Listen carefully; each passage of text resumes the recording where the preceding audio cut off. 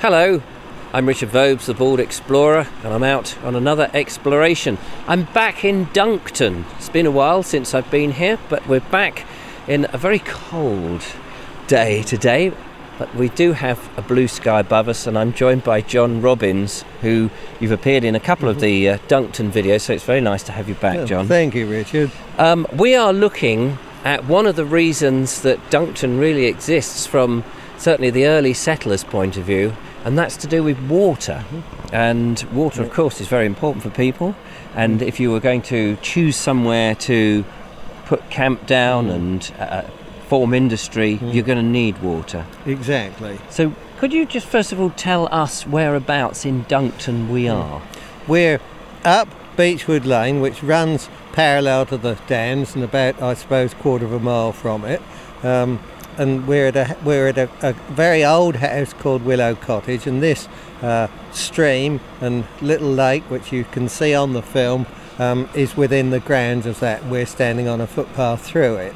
And so the water is coming from the springs. I mean, I think that's the important thing. Water is from the downs. Yes, absolutely. It's, as you can see, it's pure chalk, pure water from chalk springs. It rises. The springs rise from the at the foot of the dams, just beyond view behind us. A number of springs run into here, and it's absolutely pure water. It's a reliable source of water all the year round. It's always clear, and it's always at the same temperature. It's at 6 degrees summer and winter. Good heavens. And there's a good strong flow here, so it's a reliable water source both for drinking and as a source of power in former So this times. would have been, as you say, used for power, but also domestically as well. Absolutely, yes. This here is the spring that flows down through Duncton village, joined by several other smaller ones on its way. And we're gonna follow the course a little bit. Am I right in thinking there's an interesting building back there? Yes, there is. There's the old pump house, which used to supply water to the mansion behind, Lavington House, which is now a private school, and it was also used to supply water to the adjacent village of Graffham.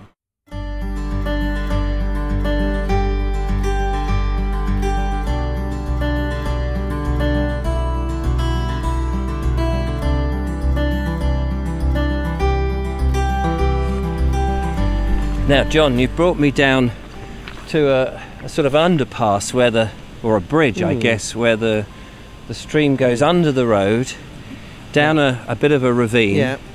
And it's got an unusual name. Yeah, it's called Bethany Bay. Bethany Bay? Yeah. Do we know why? Well, no, I don't. No, I don't think anybody else does. I've always known it as Bethany Bay, and my grandfather, who was obviously 50 or 60 years older than me, and his father is older still, they couldn't offer any explanation of it either. But there's a lot of different plants, so botanically maybe that was part of it. We don't know. Well, I think that may well be the case. Yeah. Certainly it's I mean, when I was a child, we all used to play down in there, because there are great thickets of bamboo, and we used to go and get the canes, you know, the sort of thing children do with bamboo canes. Oh, yes. And I was also supposed to get it from my granddad for his garden, but whether any ever got there is another thing. So it winds on, but prior to that, I understand there used to be a paper mill here, but all signs of that have gone. Yes, absolutely. It's obviously very well before my time, but the water comes down from Willow Cottage, where we previously salt, into this lake behind us, and we think that the paper mill probably was just upstream from here, but there's no sign of it whatsoever. No sign. There's a mill field. Yes, and that's it. So it's there somewhere.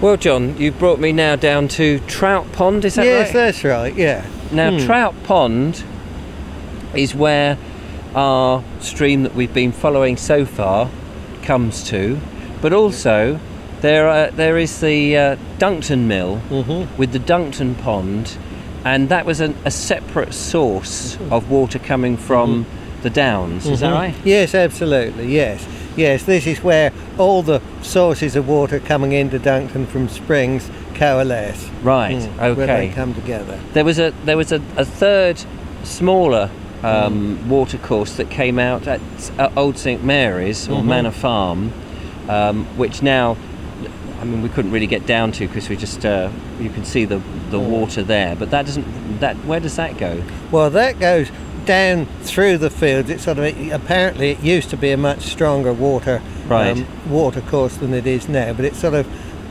goes through patches of muddiness down through the fields, and it joins the water course that comes down originally from by Willow Cottage, where we look later, and that joins at a place that we call the Sheep Wash, just to the rear of the Cricketers Pub. So so the water all around Duncton, these water courses are all sort of weaving around, which gives a reason why if you've got it, you're going to want to utilise it for all the things that we spoke about. So from Trout Pond here, which is sited to the south of Burton Park House,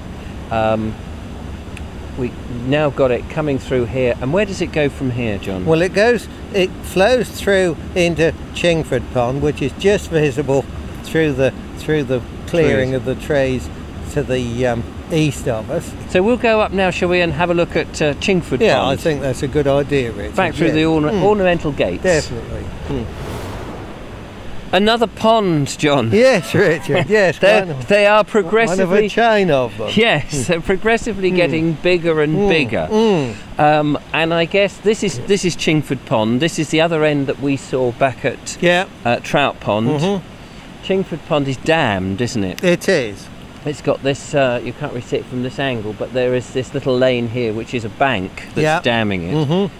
And it's more of an ornamental pond, perhaps built when Burton House Park came into existence. I would think that was exactly when it was there, but was created, but I don't know that for certain. So non-industrial. Non-industrial, ornamental. I'm certain, ornamental for leisure purposes. Absolutely. Now it is raining. The sun is just.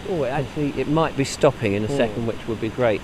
So it passes under here. Indeed it does. And then it goes, where does it go from here? Well, it goes through the outfall that we can see just across the other side of the path. Yeah. And it then flows through some sort of boggy ground, and then it becomes Burton Lake, Burton Lake, which again is an artificial lake that's dammed, and at the far end of that there's a flour mill, which in fact is still in working order.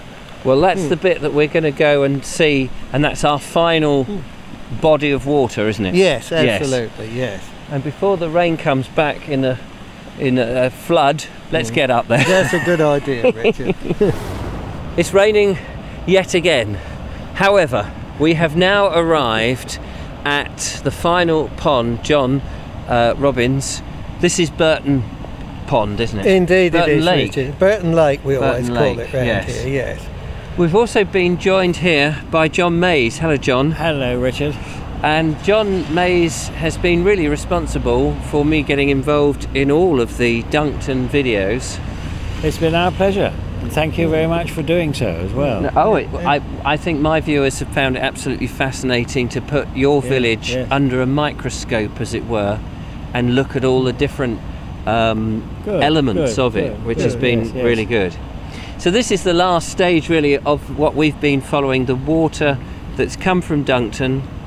It's come into this lake, which is a lake for the mill. Yes. A flour mill, as you explained before, John.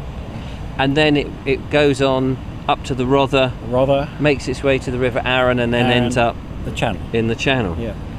And because of this water, Duncton is here, really. Very much so. Yes. The volume, the amount of it, for all sorts of reasons, to power some industries, to fishing, and domestic water as well, of course. And it's the quality of the water straight from the South Downs, from the aquifers underneath it. And the change.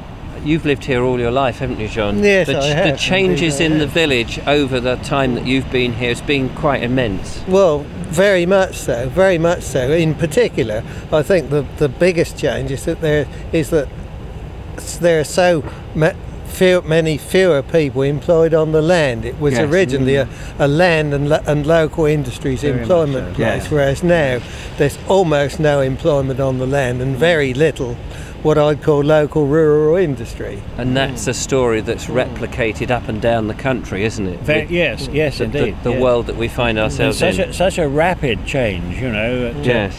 1950, when Maine's water came to Duncton with the Willet Close. So right up till then, the very water sources that we've been looking at today would have provided the domestic water as well. Yes. And very often, with a house like ours, where we moved in 1938, I think it was, a single pipe, a single tap, and that was it. Well, that wraps up my Duncton one for the moment. You've given me the heave-ho. But I hope you've enjoyed watching it. Thanks to the two Johns, John Robbins and John Mays. But we are now getting wet with water from the heavens, which may have come from the English Channel after it's done that whole cycle. So thank you so much for watching. Don't forget to follow, like and subscribe, become a patron, support what we do.